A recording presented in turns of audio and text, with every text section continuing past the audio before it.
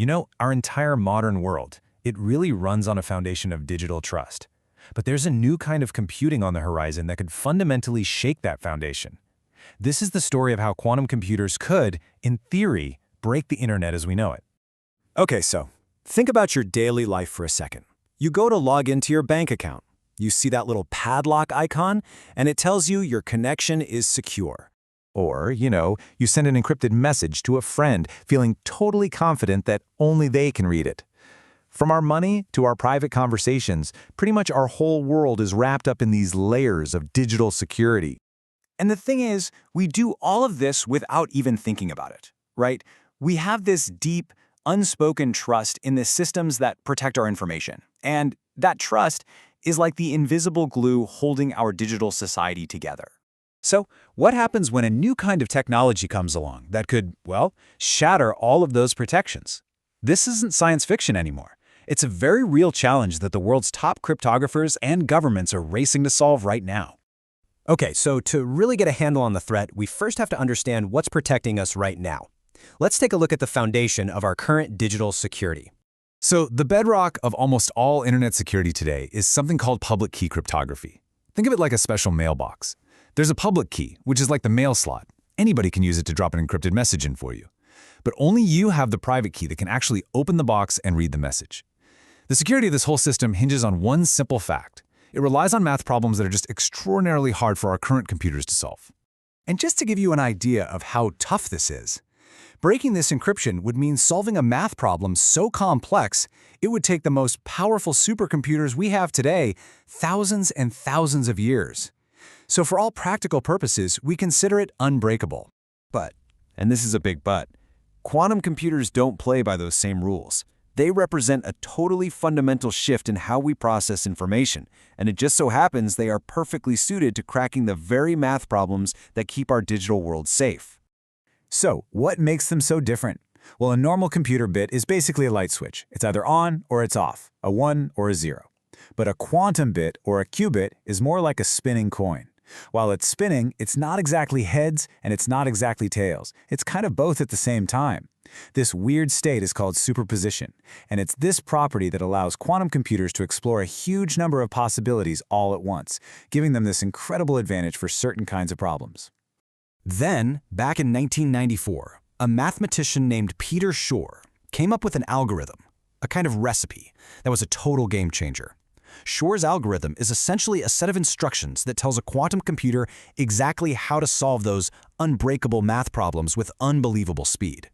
For a quantum computer that's powerful enough, a problem that would take a regular computer millennia could be solved in just a few hours. So think of it this way. The lock we use is still really strong, but someone just designed the perfect key to pick it. Now, I know what you're probably thinking. Okay, this sounds like a problem for way in the future. But here's the thing. It's not.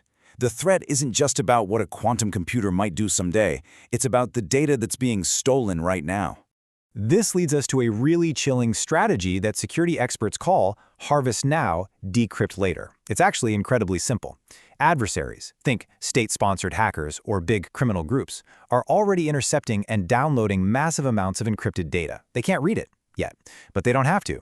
They're just hoarding it, stockpiling it, and waiting for the day when they can finally get access to a quantum computer powerful enough to unlock it all. See, the timeline of this attack is what makes it so incredibly dangerous. It all starts today with data being stolen. That information then just sits on a server like a ticking time bomb. Then, let's say a decade from now, the technology to crack it becomes a reality, and all of a sudden secrets from years, even decades ago, are wide open. This means any data that needs to stay secret for a long time is already at risk. And what kind of data are we talking about here? Well, think about the most sensitive information you can possibly imagine. We're talking classified government documents, corporate trade secrets, like the formula for a new medicine or blueprints for a new piece of tech. Decades of financial records, our personal health histories, military communications. Basically anything that needs to stay private for more than a few years is a target. All of this long-term threat, it's all building towards a critical moment that experts are already gearing up for. They call it Q-Day. So Q-Day isn't some date circled on a calendar. It's more of a milestone. It's the day when a quantum computer is finally built that is powerful enough to break our current encryption. It's the moment when the quantum threat goes from being theoretical to being very, very practical. And while no one knows the exact date, most experts agree it's likely to happen sometime in the 2030s. So what would actually happen on Q-Day?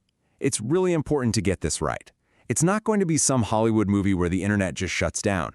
Instead, what it will trigger is a deep crisis of trust.